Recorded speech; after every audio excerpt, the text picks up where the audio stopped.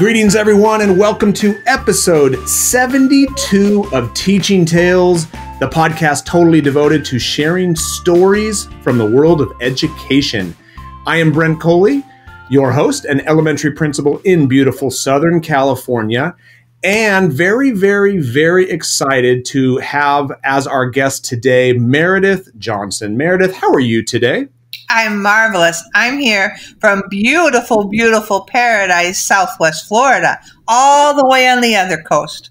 On the other coast, yeah. So you and I can both, even though it's end of January when we're recording, we're probably like, what was your weather today, Meredith? It was about 70, 75, sunny, beautiful day. Okay, so in addition to you, our weather today was about 72. Yes, so everyone listening in the Midwest and the East Coast right now is hating us right now. But please don't click stop. Please keep listening, folks. So yes, we are spoiled in Southern California and South Florida. But Meredith, I'm super excited. Before I started recording, I'm excited to share, for you to share some of your stories and for me to share the story of how you and I connected. But before we get into that, for anyone who is not yet familiar with you and your work, who is Meredith Johnson? Okay, such a question. Thank you very much for asking, and I'm thrilled to be here. Meredith Johnson is a 40-year educator. I spent my time first as a classroom teacher in an elementary school, many years in special education classrooms, as a substitute teacher in a 6th grade classroom, and then as a middle school principal, an elementary principal where I wore many hats as grant writer, curriculum coordinator, technology coordinator, in charge of all the professional development. And I finally said, whoa, this is a lot. So I took a step back and moved all the way across the country to have a new adventure. I stayed there as an elementary principal for 8 years. Came back to Illinois as a principal when they did a nationwide search for a principal who could turn a school around. I had plenty of experience with that, and the teams that I worked with were tremendously successful in turning around schools. So I was in Illinois for 2 years, and then my husband said, let's go someplace warm. No socks. So we came to Florida, and I finished out here my career with 1 year working in a school in Southwest Florida. And it was a marvelous adventure. I don't know that I was completely ready to stop. And so once I retired and I wasn't walking the hallways of schools every day, I jumped into Twitter with both feet and started up a chat called Book Camp PD. And that's where I am now, staying busy each day with Book Camp PD. Awesome. Well, as I'm listening to you, I'm sure that listeners right now are also saying, like, okay, so Meredith pretty much has done everything. I mean, like, that you have done a whole bunch. Definitely have the experience and the wisdom to share with me and with listeners. And it's that Book Camp PD. That's how you and I connected. We've never met. Again, that's the beauty of Twitter, isn't it? That it is. That's very true. We've never met in person. This is actually the first time we've ever spoken. We've messaged back and forth through Twitter, but we got connected through your Book Camp PD. Which can you tell folks, like, you've got a chat, but you also did the different, like, the book studies over the summer. Can you kind of let people know what Book Camp PD is all about? Certainly. Book Camp PD is a hashtag, and the hashtag has a group of people who meet together on Sunday evenings for half an hour at 7:30 Eastern Time or 4:30 your time, Pacific. And during that, it rotates. We used to rotate the books that we would focus on every 2 weeks, and then I am a firm believer that whatever happens in the chat needs to come from a voice from all the educators that participate. Those educators, I would send them surveys, and they said they wanted to return to having the books highlighted once a month. So now we do a rotation of first book tasting, where we actually take a look at different aspects of whatever book the educators have voted that we focus on. Then after that, we have the front porch swing, where we talk all about what's going on in this book. What are the parts of this book that are really important and that speak to you? We follow that the third week with Shine the Spotlight, where educators come and they talk about what the concepts in the book, the principles, the ideas, the resources, what of all of those are they using in their classroom, in their school, in their district, and how is it going, and do they have any questions that they want to seek out from each other in order to help and grow? And then finally, at the end of the month, the fourth week, we have the guest author come. And the author then can answer their questions and really go in greater depth into the book. Also, during the month, 2 of those weeks, we have guest moderators, and that is educators who participate in the chat or really want to move into more of a leadership position on Twitter. Those guest moderators, they jump forward and they are the ones that guide the discussion. So it's not Meredith Johnson. I just try to facilitate the whole thing. Sure. I try to make sure we've got all those working pieces working and that the individuals' voices are heard in making sure that the chat goes forward in the direction they would like, even in the selection of the book. And if I could the selection of the book has really changed over time in that sometimes there are over 2,000, the last time we did it, over 2,000 votes that were cast for like 36 books that then decide which books are going to be the ones that are highlighted, our focus books. So the educators are actually picking those. Yeah. Well, and that's kind of how I discovered you, and Book Camp PD was my book, which was released about a year ago in early February of 2019, and that was one of the choices, and I was thrilled that it was selected to be one of the books that people could talk about and share their stories, and that's why I wanted to have you on as a guest, because the power of learning together through the power of books is like the theme, the title of this episode, because through what you're doing, through Book Camp PD, through that weekly, now monthly chat, people were able to find books that they wouldn't have necessarily been aware of, and talk. And as the author of one of those books, it's satisfying because I wrote the book because I wanted to share it with people, and you helped get the word out for that. So I just want to thank you, first of all, personally, for what you do, because I personally have benefited. And when I say benefited, not getting rich off this book, but that's not why I wrote the book. I wrote the book because I have a passion for sharing, and I believe in the power of stories, and that's why I do this podcast. That's why I wrote the book. And what you do is able to share those stories with more people. So again, thank you for what you do. Greatly appreciated. I appreciate that. Thank you.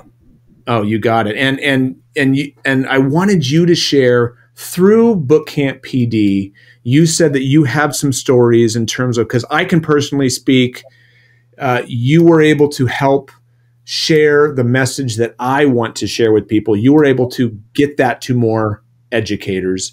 How has what you're doing transformed the lives of some other educators that you have worked with? Can you share a story or 2 or 3 or however many?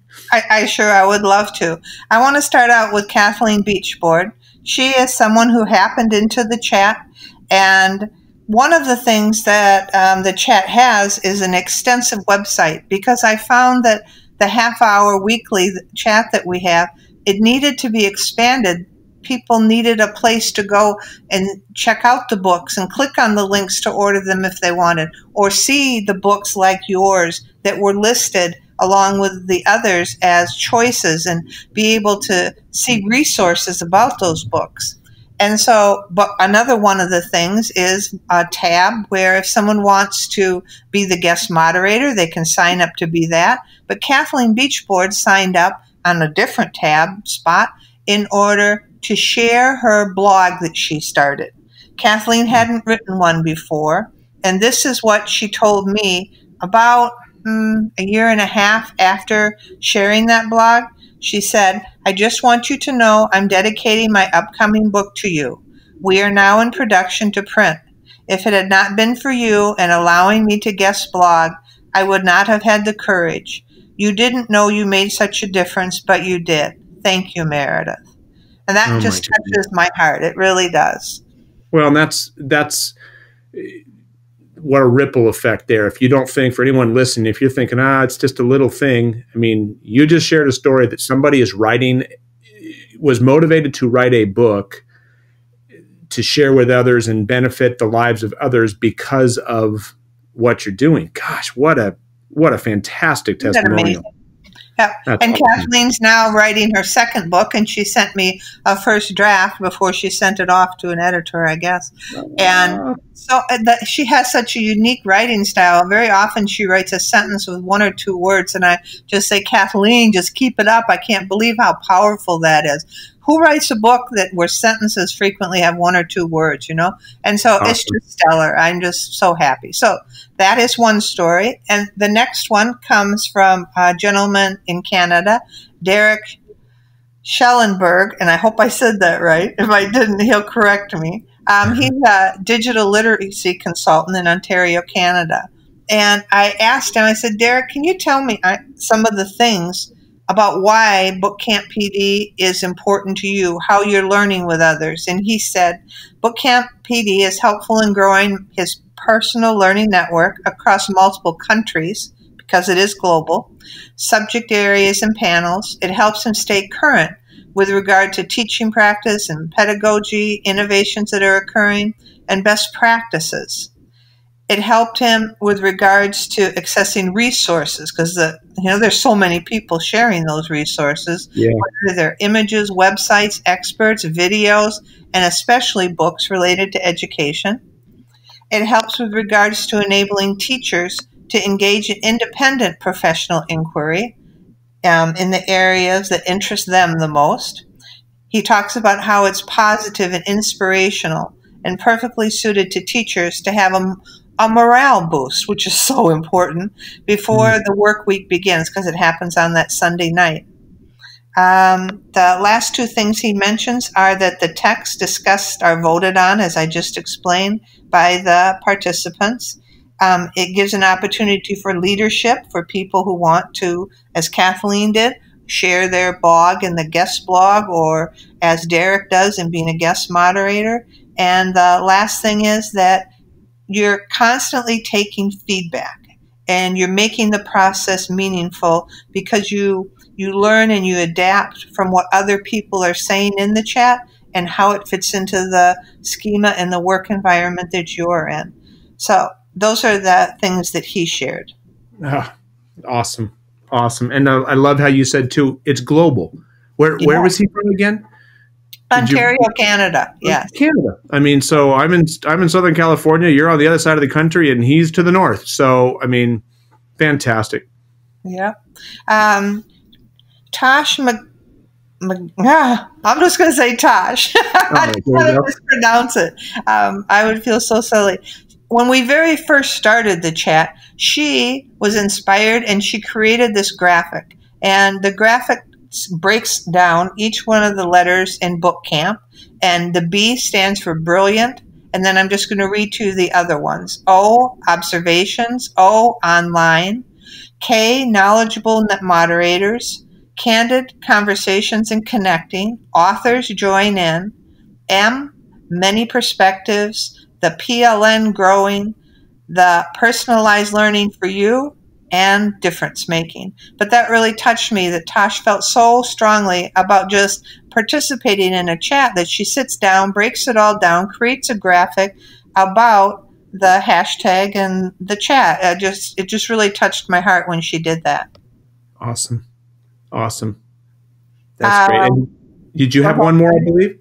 I do. I do. Awesome.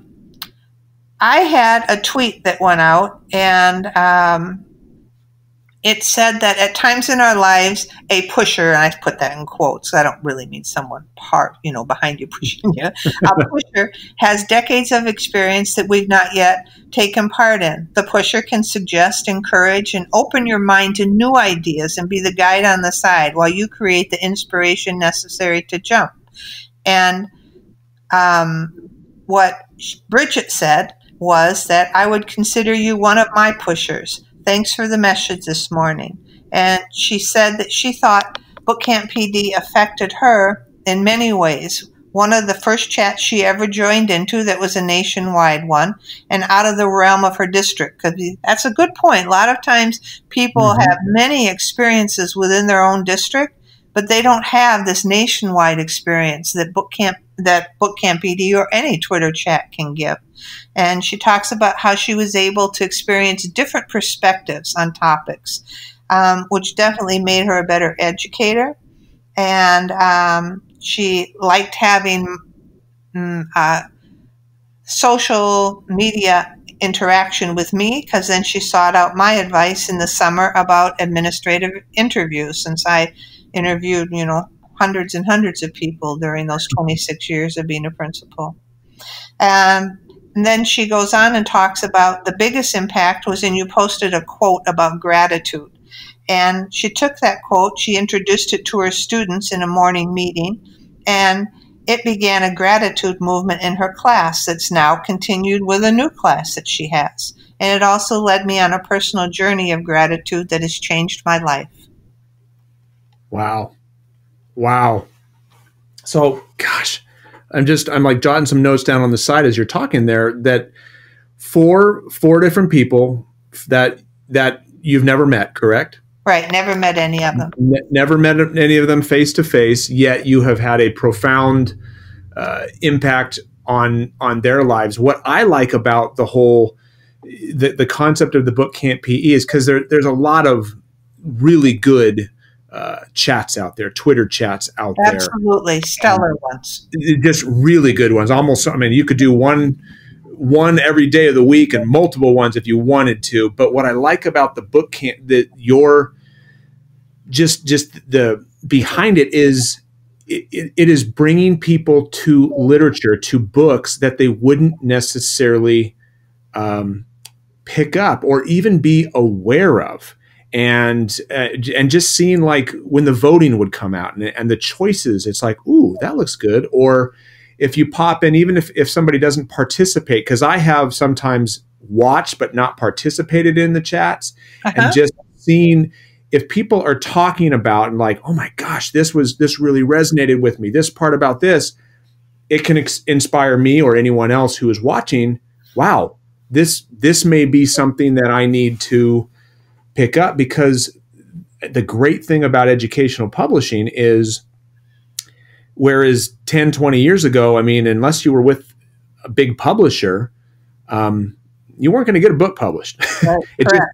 It just wasn't going to happen. But now with from Dave Burgess Consulting and EduMatch Publishing, who I published with, and people are self-publishing books, there's so many educators who have great ideas and are putting it pen to paper, digital ink on digital paper, and are putting it out there.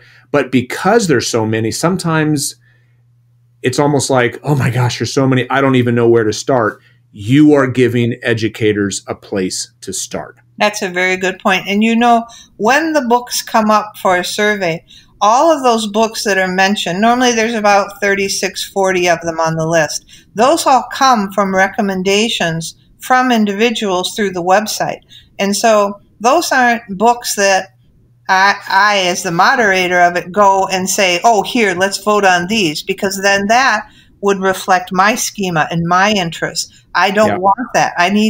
We need to have books that focus on what other people find interesting, what they want to learn more about. But you're right in that there's such a wide gamut in those 40 books that just going through that list and seeing your book along with other books, that's a whole learning experience in and of itself. I think about principals or curriculum coordinators who are trying to decide what book should we do for our book study? What matches what would work with this school? Now, of course, I wish they'd have the teachers vote on that. That doesn't always happen. But it gives them a whole list of books that are current today and what is going that were recommended by other educators, you know. And so it's a really strong, powerful thing that those who participate get to make decisions in. Yeah, well, and you're centralizing, you're focusing the focus. I mean, that wasn't really well said, but rather than like a random topic or something that somebody may not necessarily have knowledge of or experience with, if it's a book and you're talking about specific chapter, for example, everybody has that in front of them. They all have the opportunity to read it, and they can all share how it resonates with him or her. It brings everyone together. And like I said, I've personally been able to experience this, and it's just, I love what you're doing, and I want to thank you what you're doing. And I know those 4 people who you just shared their stories, they thank you. So no, that's wonderful. Yeah. All of us learning together. That is what is so important. You know, when I started out in education all those years ago, you talked about maybe 20 years ago, it was hard to have a book published. Well, when I began, there weren't books. You know, there were only the textbooks that were written by scholars from universities. There weren't these kind of books that I could go and grab. And I remember those coming about and being so excited about them. But then I didn't have someone to talk to about that. Wasn't how it worked many, many years ago. So that's how all of this is coming to be, I think. It's the beauty of things like Twitter or Voxer and things like that, where not only can somebody like me, just a regular guy in Southern California who's got some stories to share, put it out there, but then through Book Camp PD or Voxer chats or Twitter chats, being able to share with other people and hear them share back. So it's fantastic. It's fantastic. So, and normally we would close now, but we're going to introduce something new. Oh, new is good. Wonderful. New is good. So for anyone who's listened to previous episodes, and we're going to start it with you, Meredith, because you're the one who gave me this idea. You sent me a little link of a different podcast interview. We're going to do a little rapid fire here, Meredith. Okay, so, I'm ready. I've got 7 questions here. They have nothing to do with education. It's just random, like rapid fire to let anyone know who is Meredith and what are some things that they can learn about Meredith. So Meredith, mountains or beach? Oh, beach, water. Gotta be. You're in Southern Florida. Favorite TV show or Netflix show? Oh, I'm watching the Vikings right now, but it's scary. But I'm going to say it because that's what I'm watching. Vikings. Awesome. What are you currently listening to on Spotify or Pandora or Apple Music, or what are you listening to right now? What's the last artist you listened to? Oh, it would have been something on a variety of artists when I was out walking, because I walk 3-4 miles every day. And so it would have been a variety of tunes to get me walking faster. Awesome. Favorite Starbucks drink? I don't drink coffee. I've never touched it. Wow, never touched coffee. All right. Favorite salty snack? Oh, pretzels. Yes, pretzels. Favorite sweet snack? I'm trying to get rid of them, but they're the little pumpkins that you get at Halloween time from Brock's Candies. Oh my gosh, I'm so hooked on them. Teachers used to bring me bags of them just to say, Meredith, we appreciate you. Oh, that's awesome. That's awesome. And last, a very appropriate final question. What are you currently reading? I am currently reading Innovate Inside the Box by George Couros, because it is our focus book this in February. That's fantastic. That is one of the ones that is on my to-read list, and once I get in, I would love to chat with George as well. I'm going to reach out to him. So George, if you're listening, probably not, but if you are, this is an open invitation right now. I'd love to have you on as a guest. So Well, Meredith, again, first of all, thank you for the idea for rapid fire. That was fun. I love that. That was fun. That was quick. That was fun. I didn't know what was coming. And that's what's fun about it. That's exactly. And for anyone who is listening and is like, wow, I want to get connected. How can they connect with you? You mentioned we got the hashtag BookCampPD, but you mentioned a website. How can they get in touch with the website or you? Okay. The website is bookcamppd.com, and I encourage people to go. All of the books, I think there have been about 60 some now, they are all right there in a tab for you to look at and that we have ever highlighted and with resources. So please go to bookcamppd.com in order to contact me. That is bookcamppd. Oh boy, now I got to go look at it. I don't want to say it wrong. Just one. On Twitter, you mean? Well, on Twitter, it is MJ Johnson 1216, and that is that. But I was trying. It's right here. Okay. It is bookcamppd and the number 2 at gmail.com. That's the email address. Bookcamppd and the numeral 2 at gmail.com. At gmail.com. Well, again, I cannot encourage people enough. Check it out. Like you said, you're reading Innovate Inside the Box by George Couros right now. There's some good books that you have done and a bunch of ones that you have turned me on to as far as, that's one that I've put on my list. So that's everyone, and I just, again, you're doing this because you're contributing to the educational landscape, just because you believe in the power of sharing, which is something I am hugely passionate about. So one final time, thank you, Meredith. Yeah, and I would like to thank you very much for selecting me for this interview. But I also want to share my last thought is that all of those who spend time on Twitter each and every day, maybe you aren't tweeting yet, maybe you're hugely involved in chats, whatever role you're playing by being involved in Twitter, I thank you. I appreciate you. All that you are doing for children every day is such a gift. And please know that I read your tweets and you're very, very important. Awesome. Awesome. We are better together. Absolutely. Better together. Yeah. Better together indeed. Well, again, Meredith, thank you so much. And everyone listening, thank you so much. Totally appreciate it.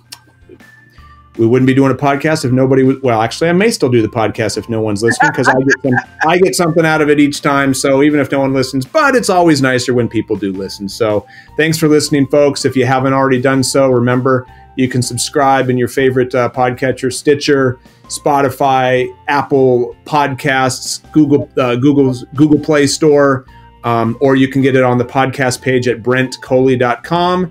If you're interested in, again, reading about some of the stories that I've shared in my book, Stories of Edu Influence, you can go to storiesofeduinfluence.com, or you can go to brentcoley.com, or you can just go to Amazon and search Edu Influence.